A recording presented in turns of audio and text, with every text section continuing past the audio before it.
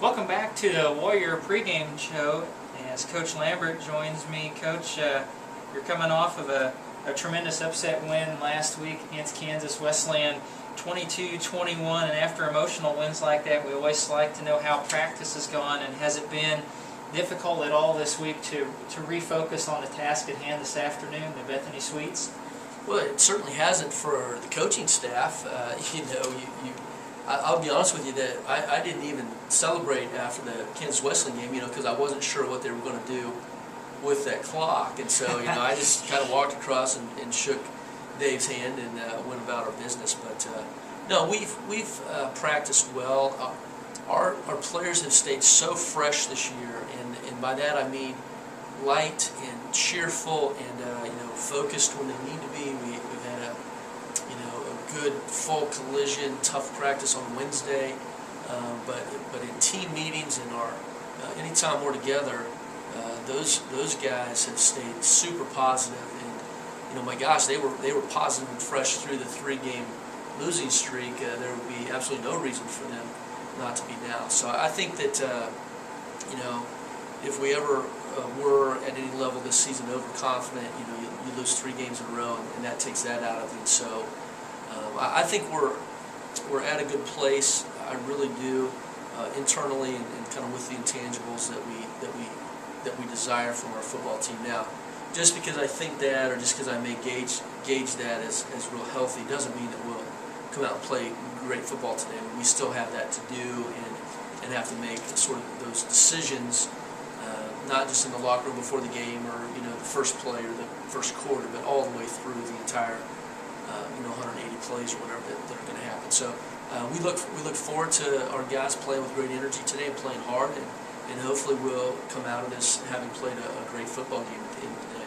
Well, I think I was as anxious as you this past Saturday to see the officials head into the locker room there at the end of the game, so there wouldn't be yet one more play to defend. This week, same story as last week, a very talented and balanced Bethany offense, 276 passing, 193 rushing, and a great sophomore running back there in Allen, who's the #1 leading rusher currently at 145 a game. So again, it looks like this afternoon #1 priority will be to stop the run and force Bethany to be as much one-dimensional as possible.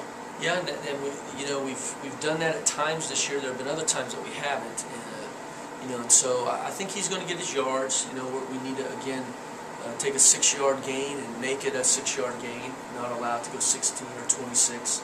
A 12-yard gain is a 12-yard gain. So we need to tackle well.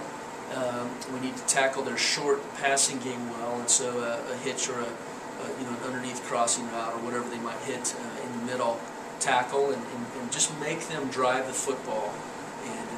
And then if we get those third and mediums, third and longs, we've got to get off the field, hopefully at times early in the series this week. Along with that, then we have to be able to run the football on offense. It doesn't change, our formula doesn't change, and we have to win the field position battle. And so wanting them to go 80 or 70, and us really needing to go 60 or 50 or whatever that range might be on average as the game goes on, that's going to be important for us today. And then their passing game, another prolific one, quarterback Darby House and Robert Anderson, a very, very good combination. Anderson, 6 receptions, 119 yards a game, and we mentioned this week that they got 5 other receivers with 14-plus catches on the year. So again, it's going to be a tough afternoon to defend all those guys, but you've done it well throughout the year, and I kind of expect the same this afternoon. Well, I'm glad you expect it. We certainly do too. I think that our defense, and I will say this, they've played extremely well, but I think we've only scratched the surface of their potential. Safety getting hurt against Ottawa, and then we had some transition there, and how do you bring those young guys in, and who plays, and how do you work that safety position is so critical for us. Kirby getting hurt, and missing those 3 games, trying to plug other guys into. So I think that we've kind of moved through some of that trauma, and now I would hope, again, just because I hope this or think that we're ready for this doesn't mean it'll happen, but I do think that our defense is ready for kind of a breakout a breakout game. I think as we look at our roster, we lose one player off of that defense for next year, and I think that this is really setting the stage for our defense as we move through the end of this season into next season. And they're very talented, and they play extremely hard. And so I from my perspective, of course, I would like to see the defense play to what I think they're capable of playing and have a great day today. And offensively, it seems like the last couple of weeks especially, you've really found some consistency. Kioki has played very smart, very solid football for you at the quarterback, and then he's made great decisions. And Jesse Bundridge, especially here in the middle of the season, has really blossomed, where we're seeing why you guys were so excited about him. And then I think the offensive line, you've had some injuries there, but yet they have really played well, especially the last couple of weeks. Yeah, and I think our offensive line has played well, off and on the whole season. We had a great game against Ottawa, and even we're able to run the ball at some level late in the game against McPherson. And so I've been pleased with their progress and the way that they're getting off the ball with their pads down and trying to move people.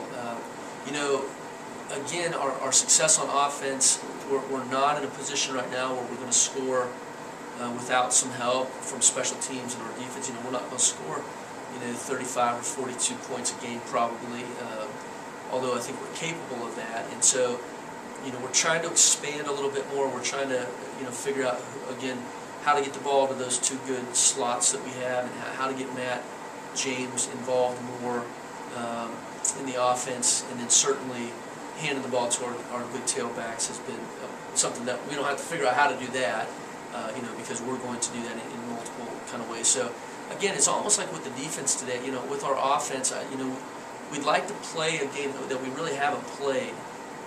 Maybe even in the last 2 years, Scott, I can't remember a game where we just flat out, 3, 4, 5, 6 series in a row, we're going to take that down to 7 or 8 plays, and whether we get it in or not. And so I think we're capable of that. We're good enough up front, and we run the ball well enough, and we've got the appearance of option even with our quarterback, and then certainly the fly sweep action that we run. So I think we're ready for a breakout game.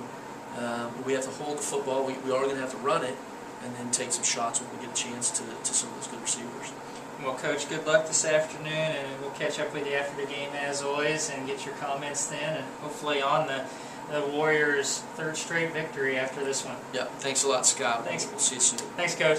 Coach Andy Lambert preparing his team for the game here in just a few minutes against the Bethany Swedes.